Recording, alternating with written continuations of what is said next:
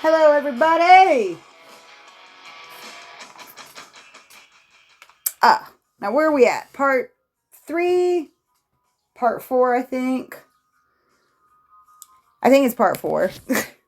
But anyways, where we had just left off, Miss Helena Harris Scott and Jaguar Wright were bringing the plaintiffs to Loma Vista. I think that's in Vegas. I'm assuming. Okay, let's continue. Alrighty. Okay.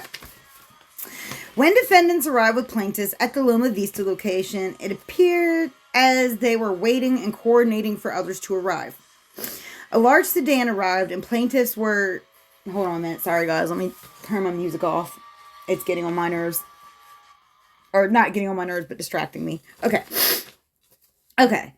Plaintiffs then arrived at a short driveway / curb. And defendant I missed a sentence before. A large sedan arrived and plaintiffs were placed in the back with defendant Valdez and Pelletier was driving. Plaintiffs then arrived at a short driveway / curb. Plaintiff remembers looking for an intersecting street sign at this location and found whatever they found is redacted. A dead-end street off Loma Vista Drive. Plaintiff John Doe repeated the name of the street to himself so he remembered and was able to whisper into Jane Doe's ear to remember the intersecting street name, which is also redacted. Plaintiffs believed this was the home they would be murdered in and tried to devise a plan for escape.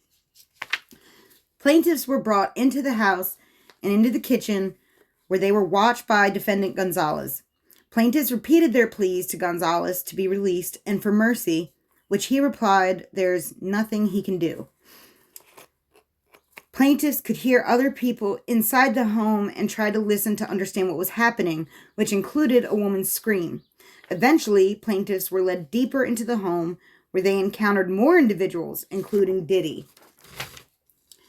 Plaintiffs observed several individuals gathered around a bed, while defendants Gonzalez and Valdez stood outer guard. Plaintiffs observed Jaguar and Helena enter the residence. Defendant Jaguar told plaintiffs, "He wants something you have. If I were you, I'd figure out what it is really fast."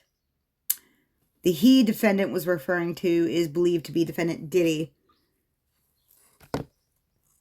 So she's basically playing with them. Of course she is. I mean, listen.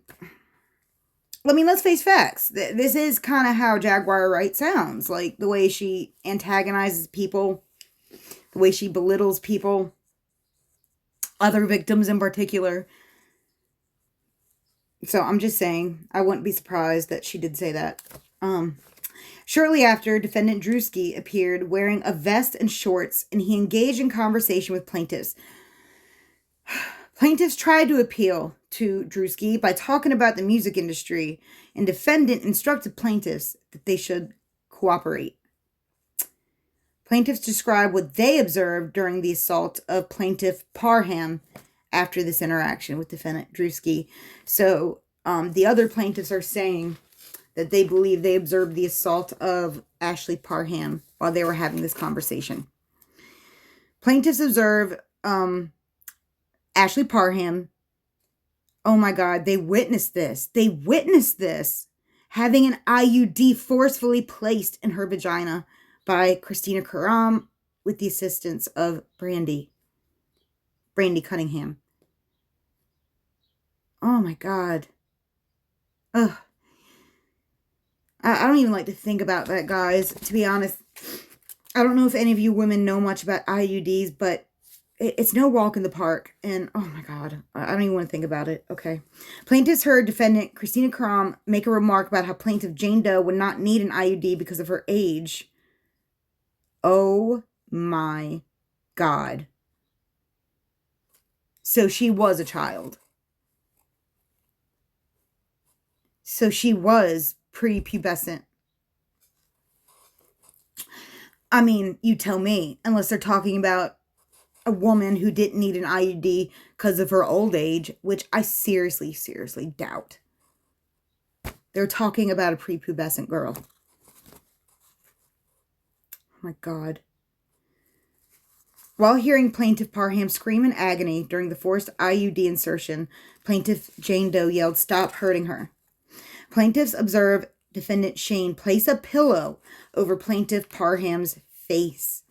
So they maybe, okay, I'm going back to my original, to the part 1 of these videos when I was sitting there saying, I wonder how she remembered all these details.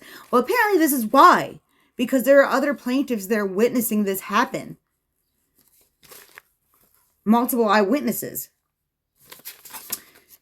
Plaintiff Jane Doe yelled for them to stop, or that she would die.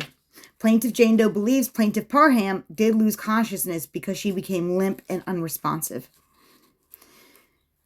Diddy instructed Defendant Valdez to shut her up, and Defendant Valdez hit Jane Doe with the handle of his firearm. Plaintiff John Doe witnessed Ashley Parham being assaulted by the remote, and when he tried to say something, Plaintiff was told to shut up or they would put the remote in him next. Plaintiff John Doe believes he heard Jaguar make remarks, "Put that remote in her. She's going to learn today," and telling Plaintiff Parham that she was going to make it worse. Oh my God. Plaintiffs believe the remote assault was to punish Parham for the IUD failure.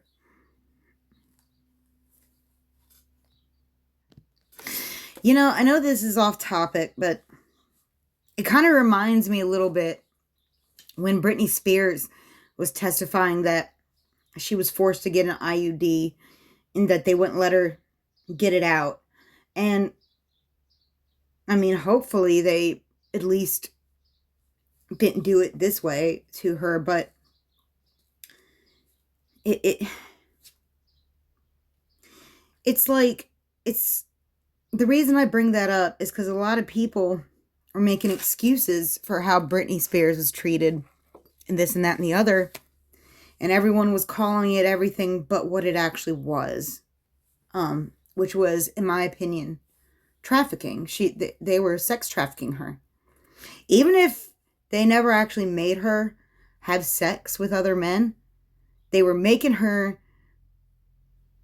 dress inappropriately while she was sick and tired and needed a break, dressing her, putting IUDs in her, forcing her to perform. That's trafficking, guys. That is trafficking. And then forcing her to do these meet and greets that she did not want to do. Even though I know meet and greets aren't about sex, but like they're about meeting her. But it's still essentially the same concept. They are selling her. They are selling her. They were selling her, and they probably still are. I mean, I don't believe Britney Spears was ever really free. I think they did that all for appearances. And I believe she is still very much, even if she's not in a conservatorship, she's so MK Ultra'd where they don't even need a conservatorship anymore. Like, they control her, everything about her at this point. I mean, look what happened. She said she wanted to move to Mexico, and they literally stopped her.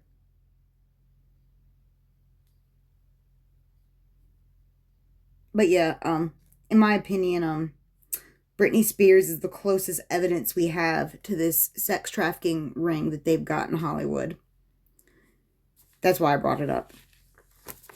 Okay. Back to the lawsuit. Plaintiffs heard defendant Christina Parham remark to Diddy and Drewski that she needed to keep them sufficiently drugged, and revealed a bag full of drugs and paraphernalia, and Christina Parham appeared to be dispersing doses to defendants, asking them their weights to administer the proper amount. At some point, plaintiff John Doe was taken to the bathroom. While in the bathroom, he believed there may have been other tenants and began to bang on the walls, hoping someone would hear him. But the only person who heard him was defendants Valdez and Gonzalez, who were outside keeping watch. Upon plaintiff John Doe's return, he saw defendant Odell Beckham Jr.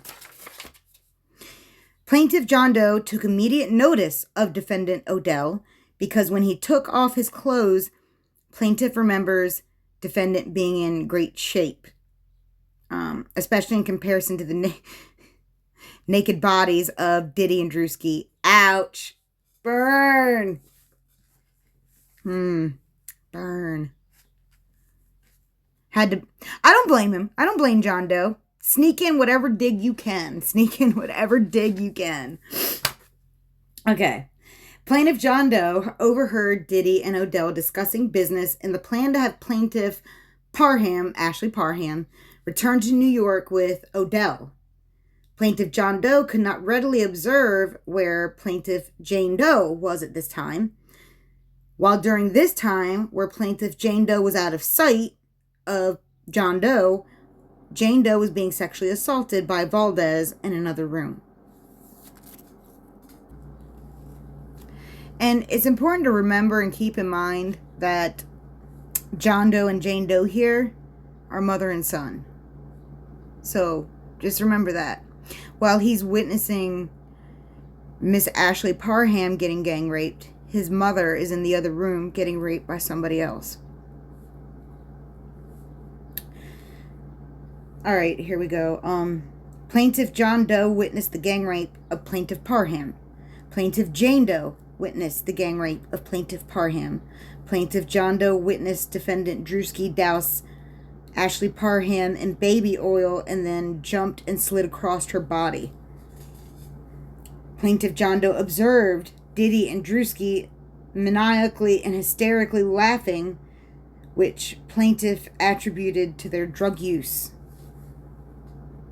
Well, I attribute it to the demons inside them, because I'm starting to get to the point now where I think part of this Hollywood thing is this, I used to laugh when they say someone, like, when people would say, like, you have to sell your soul, this and that and the other. Now I'm not so sure. I literally think that what happens is they take these people's souls and replace it with a demon. I do. Because only demons could maniacally laugh and tantalize and tease. Only demons can. Defendant Diddy then attempted to force plaintiff John Doe to also assault Ashley Parham, and he refused. Diddy then instructed defendant co-conspirators to throw plaintiff John Doe into the wall several times in order to get him to comply with his demand to rape Ashley Parham, which he would not comply. Diddy instructed defendant co-conspirators to yank, grab, and pull at plaintiff John Doe's genitals violently in an effort to punish him for not participating in the gang rape of Ashley Parham. Plaintiff John Doe remembers Big Homie CC saying he was going to look for pliers to use, to further torture plaintiff. And one thing, I want to stop here and make a note of something. And whoever's listening who doesn't like it if I keep pausing, you can get over it. It's a way to protect myself to keep this video going.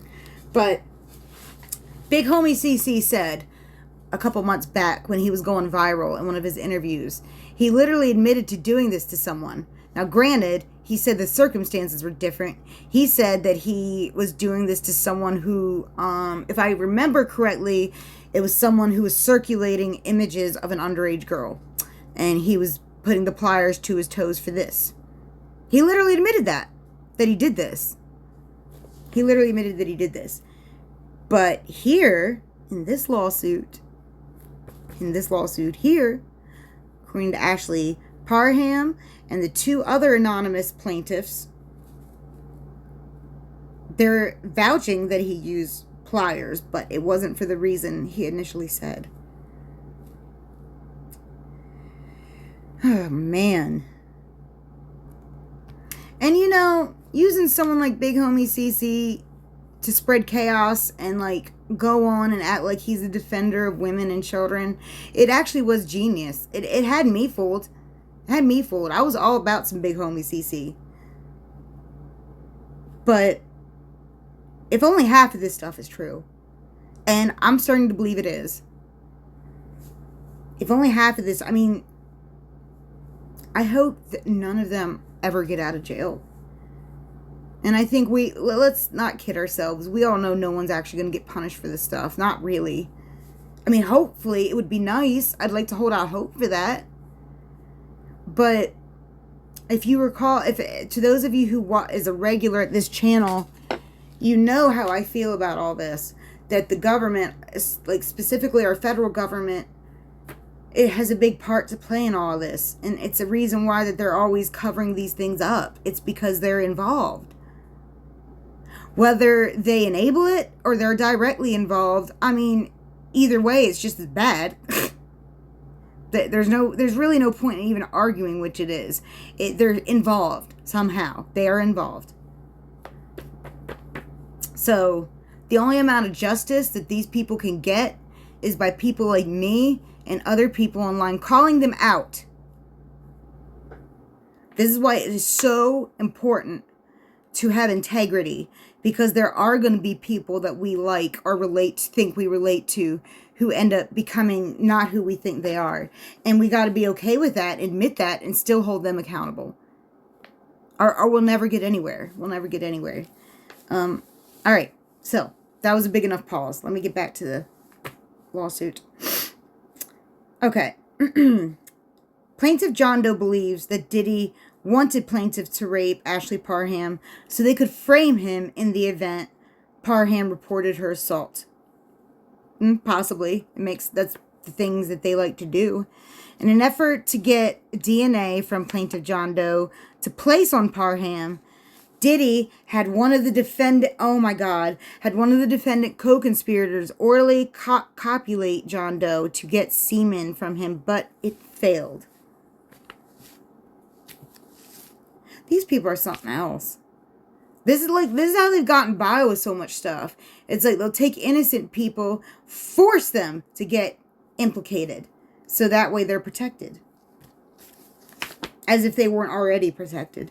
Plaintiff Jane Doe observed Christina Karam returned to the room to check on Parham and providing her an IV, telling her to breathe deeply.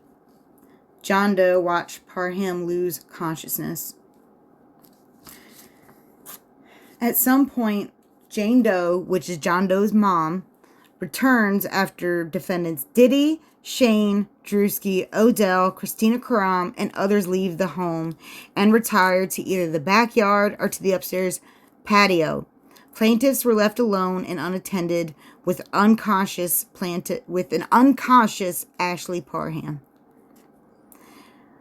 Plaintiffs were crying after observing the assault upon Parham and began to realize this was their next chance to devise a plan for escape. Plaintiffs began to look for weapons and exit points to make their escape. Plaintiffs could not find any phones or weapons, like knives, in the kitchen, as it appeared all the cutlery and silverware had been removed from the home. Plaintiffs were trying to act quickly while defendants left them unattended and were outside smoking, drinking, and loudly laughing as if having a party. I mean, they probably were having a party because they're fucking demons. Plaintiffs observed others outside, believed to be Diddy's sons, Christian and Quincy. Big shock there. Plaintiffs observed them roughhousing and practicing layup basketball moves. Plaintiffs heard Diddy tell his sons to watch the gate and make sure no one left.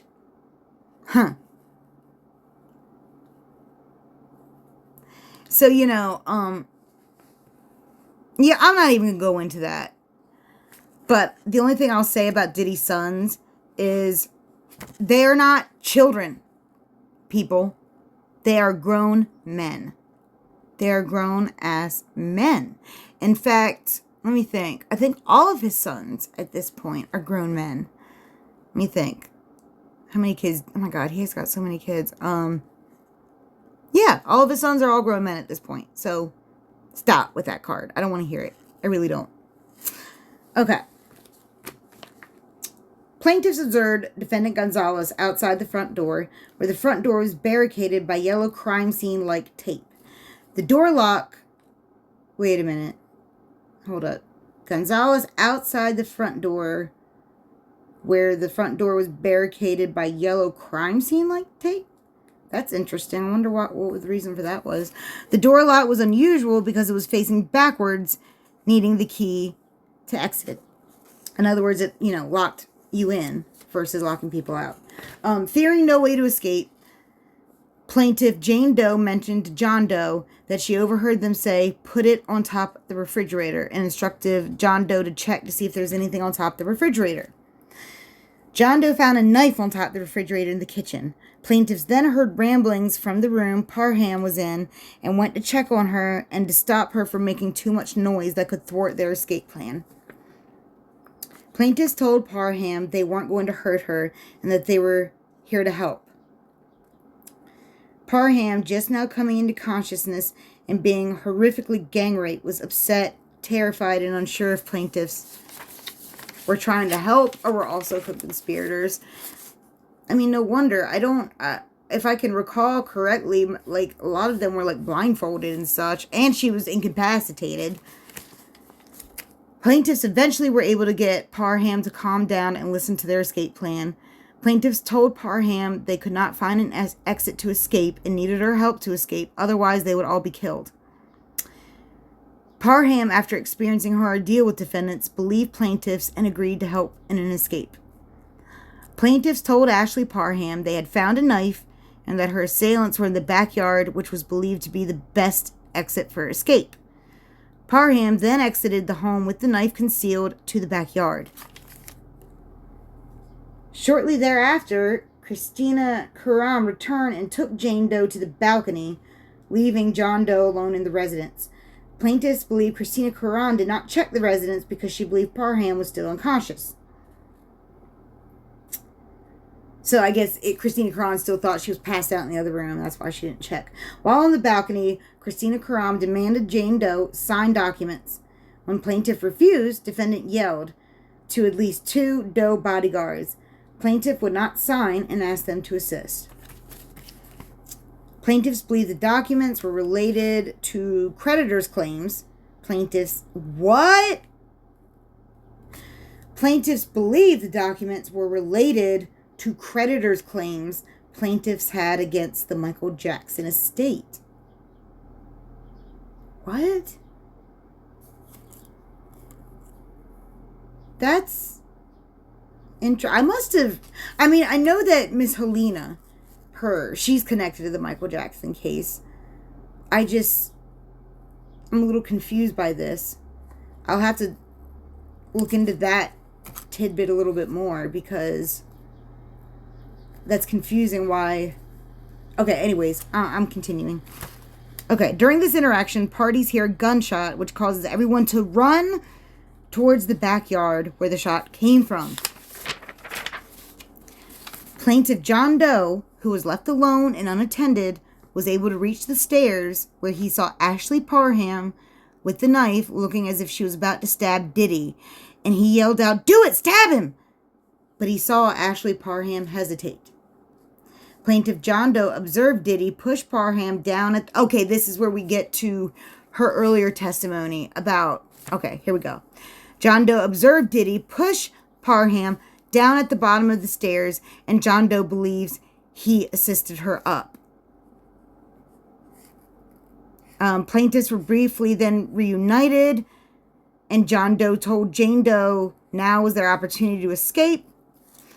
Following Ashley Parham, plaintiffs ran out the back gate onto the street and in the opposite direction of Ashley Parham.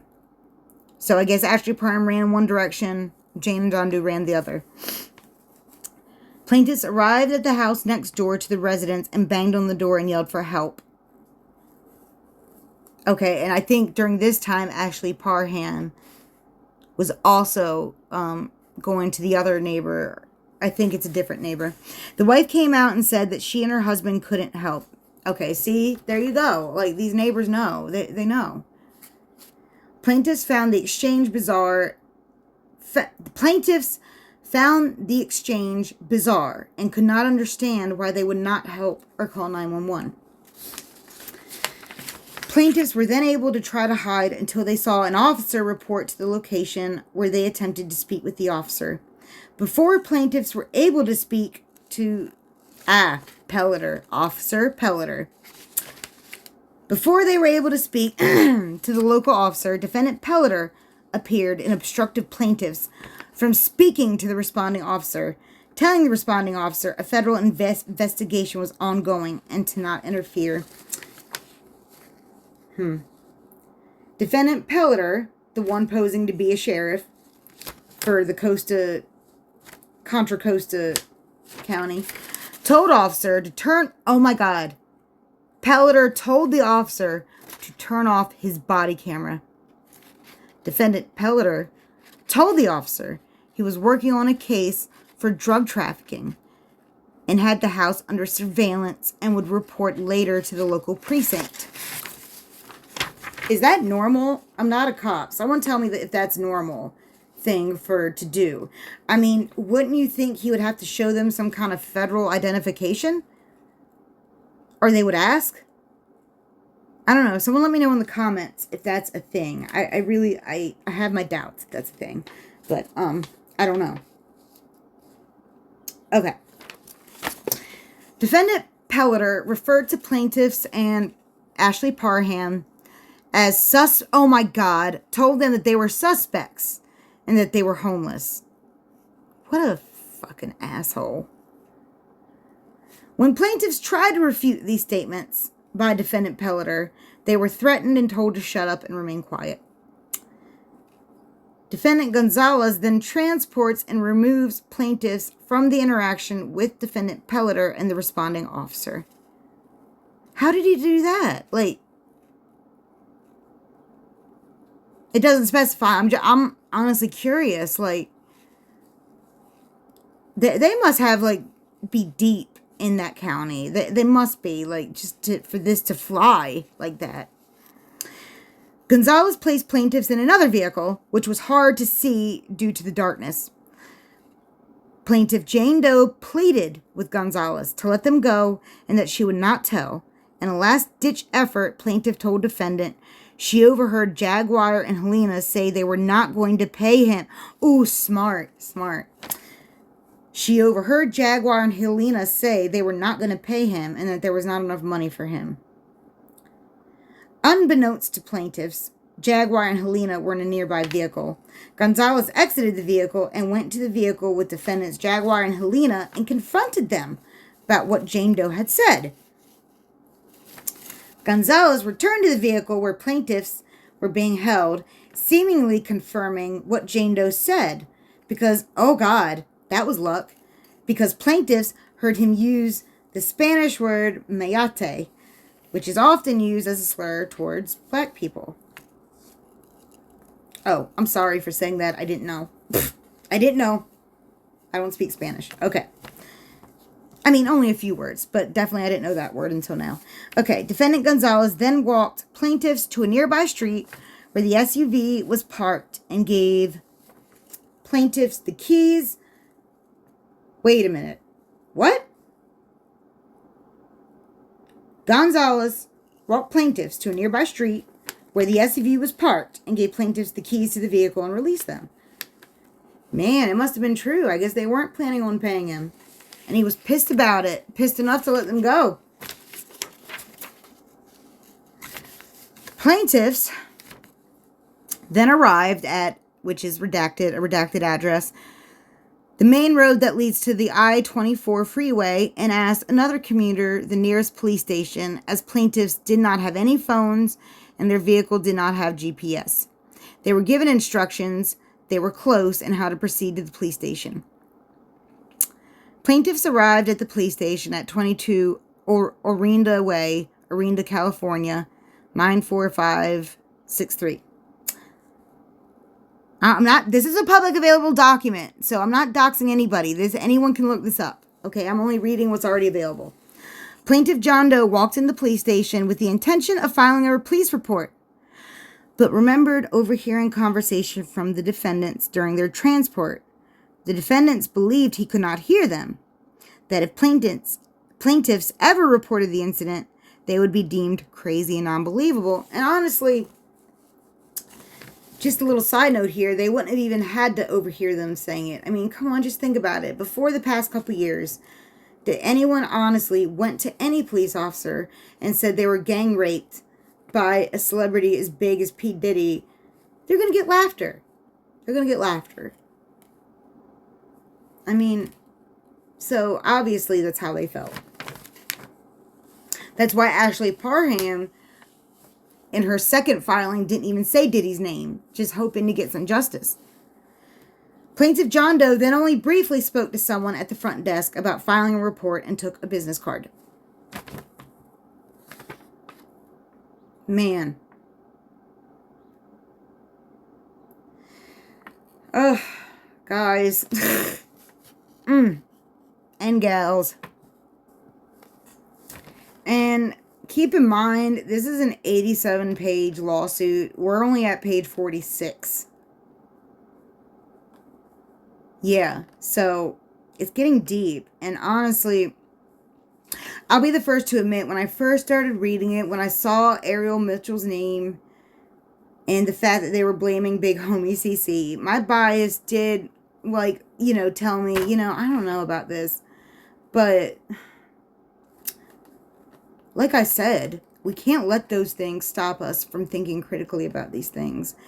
And they literally got police reports. They've got, like, rape kits. They've got witnesses. They've got all this stuff. And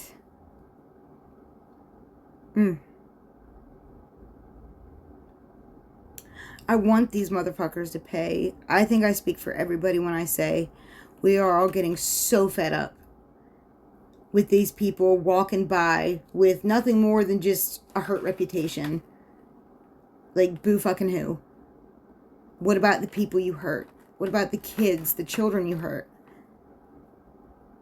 Like, it takes straight up, like, for someone to actually do something like this, they literally got to be void of any empathy. I mean, how could you do this with any empathy at all? Any empathy at all. So, maybe they are soulless, or maybe they're reptiles. Listen, I think either one or both are just as plausible at this point. I think we would be fools to rule anything out at this point. This is just disgusting. This is absolutely disgusting. And, like, when you really, I mean, just think about this. Like, what does it say that someone even more evil than P. Diddy takes P. Diddy down? I don't know about you guys, but to me, it really feels like a big, fat, sacrificial cover-up. Like, here, take Diddy, and here, look, you can even have, homie, Jaguar Wright, they're collateral damage. You can have them, our sacrificial lambs, while everyone else who is not being called out in the background can continue to do these horrible, vile things and ruin lives. And,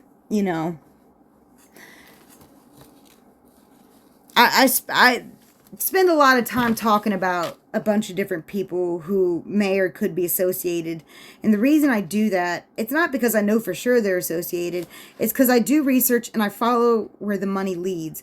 And the money always leads to the same powerful individuals who you never see in the headlines unless it's an applause, or an ego piece. And all the money leads to these same people that no one ever talks about. BlackRock, Vanguard, State Street.